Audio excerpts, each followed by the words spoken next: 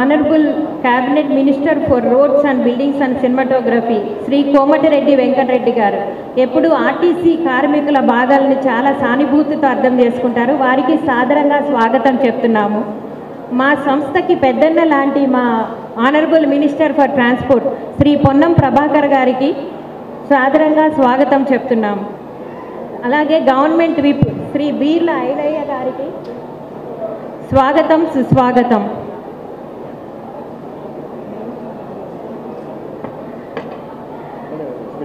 మన special chief secretary Shri Vikas Raj sir,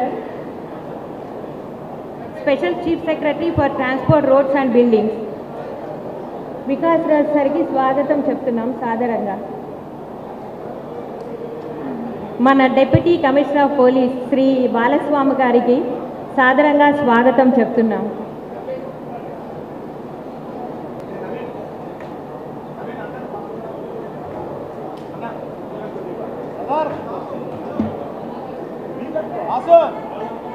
Hello brother.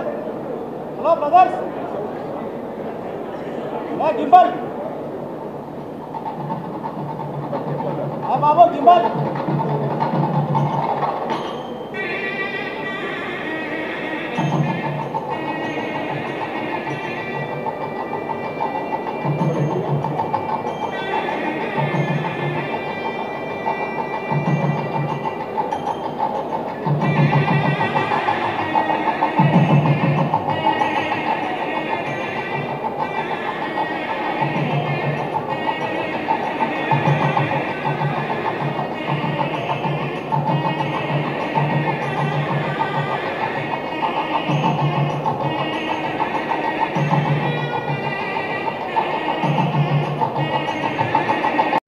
ప్రభుత్వం ఏర్పడిన 48 గంటల్లో ఈ కార్యక్రమం తీసుకుంటే ఆ కార్యక్రమాన్ని భుజాల మీద ఎత్తుకొని ఈరోజు 200 కోట్ల మంది మహిళలను ఉచితంగా ప్రయాణం చేసేటువంటి బాధ్యత తీసుకున్నటువంటి నా ఆర్టీసీ కుటుంబ సభ్యులకు, ముఖ్యంగా డ్రైవర్లకు, కండక్టర్లకు హృదయపూర్వకంగా అభినందన తెలియజేస్తా ఉన్నా. మేనేజింగ్ డైరెక్టర్ మొదలుకొంటే షెడ్యూల్లో ఉండే చిన్న మెకానిక్ దాకా అందరి కూడా కృషి భాగస్వామ్యం ఉంది. అందులో ఆర్టీసీ డ్రైవర్ల, కండక్టర్లకు నా హృదయపూర్వకంగా అభినందనలు, శుభాకాంక్షలు. అదేవిధంగా తెలంగాణ రాష్ట్ర ప్రభుత్వ ఎన్నికలకు ముందు చెప్పినట్టుగా ప్రభుత్వం ఏర్పడగానే మహాలక్ష్మి పథకం కింద మహిళలందరికీ కూడా అవ్వగారింటికి వెళ్ళాలన్నా, అత్తగారింటికి పోవాలన్నా, పాఠశాలకు పోవాలన్నా, దవాఖానకు పోవాలన్నా, గుడికి పోవాలన్నా, ఎక్కడికి వెళ్ళాలన్నా ఆర్టీసీ బస్సు చేయెత్తుతేనే వారు గౌరవాన్ని పెంపొందించే విధంగా ఆర్టీసీ బస్సులు మహిళలకు సేవ చేసినాయి. ఈరోజు మహిళలకు సంబంధించిన విద్యా అవకాశాలు ఉపయోగించుకుంటూ ఉన్నారు బస్సు ఫ్రీ వల్ల. ఇంతకుముందే మా ఆర్టీసీ అధికారులు చెప్పినట్టుగా వాళ్ళ ఆరోగ్యానికి సంబంధించి లేదా భక్తి కోరికల్ని దేవాలయాల సందర్శన ద్వారా, లేదా షాపింగ్ కావచ్చు, లేదా బంధువుల ఇంటికి కావచ్చు, ఇలా అనేక రకాలుగా ఈరోజు మహిళలు ఈ అవకాశాన్ని వినియోగించుకున్న వారందరికీ అభినందనలు.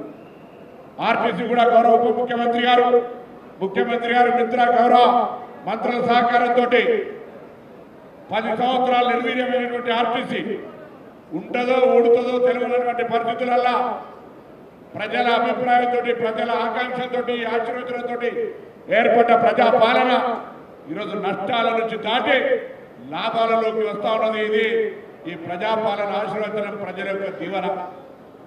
10 సంవత్సరాల బస్సులు కొనలే, ఇప్పుడు కొత్త బస్సులు కొనుగోలు చేస్తూ ఉన్నాం. 10 సంవత్సరాలు రిక్రూట్మెంట్ జరగలే, ఇప్పుడు రిక్రూట్మెంట్ జరుగుతూ ఉంది. కార్మిక నియామకాలు జరుగుతూ ఉన్నాయి. కార్మికుల సంక్షేమానికి సంబంధించి అనేక పాత బకాయిలు చెల్లిస్తూ గత ప్రభుత్వం పెండింగ్ లో పెట్టిన బకాయిలు కార్మికులకు సంబంధించిన సొమ్మును కూడా ఎప్పటికప్పుడు తీర్చే ప్రయత్నం చేస్తూ అనేక సందర్భాల్లో ఇబ్బందులు పడ్డప్పటికీ కూడా కార్మికుల సంక్షేమాన్ని ఎక్కడ కూడా మరవకుండా వారి సంక్షేమాన్ని ముందుకు తీసుకొని పోతా ఉన్నాం ఇలా